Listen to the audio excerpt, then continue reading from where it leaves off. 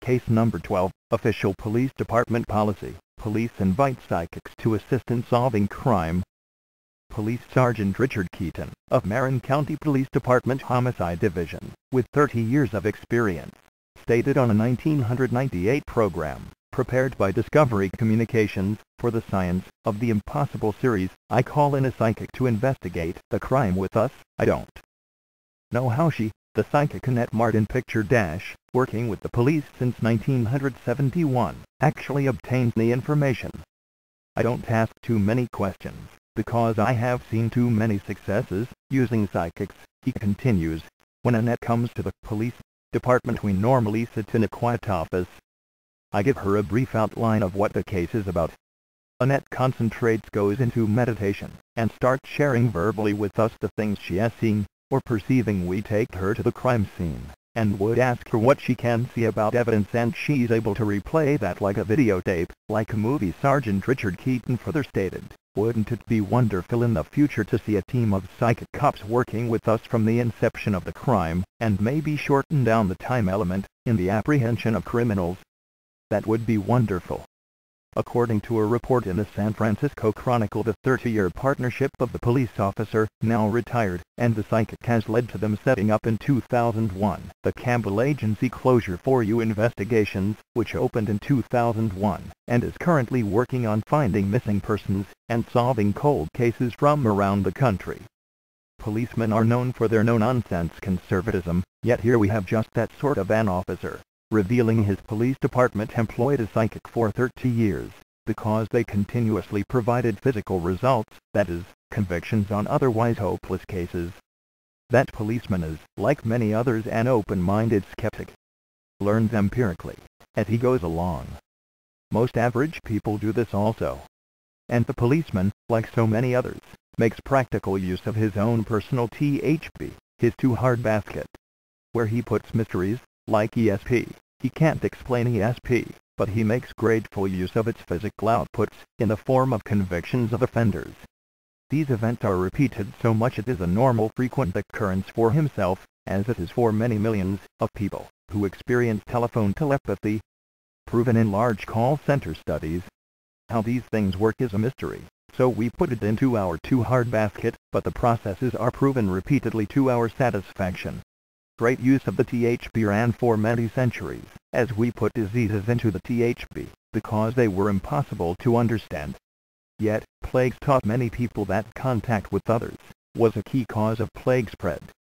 This was a case of skeptical empirical learning, and points to the value of acting on observed outcomes, with an incomplete understanding of the process still being very useful. Diseases remained in the THB until the invention of the microscope. I have a UK ancestor who avoided death by plague by simply moving to the country away from other people. I would not exist today unless his THB functioned usefully hundreds of years ago. So the THB is vital for our personal survival and species survival, and thus we can confidently state that the too-hard basket is installed in us by physical evolutionary selection. Does any online pseudoskeptic wish to dispute this? Please do so below this video. And woe betide those who deny the very existence of the too-hard basket. Online pseudoskeptics, who insist on not using their own THB, denying its very existence, angrily all over the net, have, as we expect, shorter lifespans, more heart and lung diseases, more depression, more suicide, more grief, more anger, more psychopathic behaviors. University of Michigan study. The evolutionary process is physically removing your kind for not using your THB usefully, dear skeptics. Online pseudoskeptics. Devotees of James Randi typically behave like an octopus encountering a feared enemy. The skeptic ejects a large cloud of dishonest disinformational protest and distraction while retreating and vanishing. The root cause of all this is excessive fear, unwarranted fear, that colors many skeptic perceptions falsely. Excessive permanent fear causes people to engage in self-harm and harm to others, all psychopathic. Wiki, self-harm, always damaging to self and others. Such as online predation by James Randi devotees. I have just started my sneer counter for yet another skeptic online psychopath, ho hum. The fear is so great in skeptics they are unable to let mystery stand in their awareness, to remain in their THP, and thus cling to a miniaturized oversimplified version of their true potential. It's rather like a bonsai person. A huge tree seed can be miniaturized by constantly cutting its roots as they grow through a mesh into the outside world. Excessive unwarranted fear and trauma is the cutter of the skeptic person's natural growth. It translates to trust no one, following betrayal.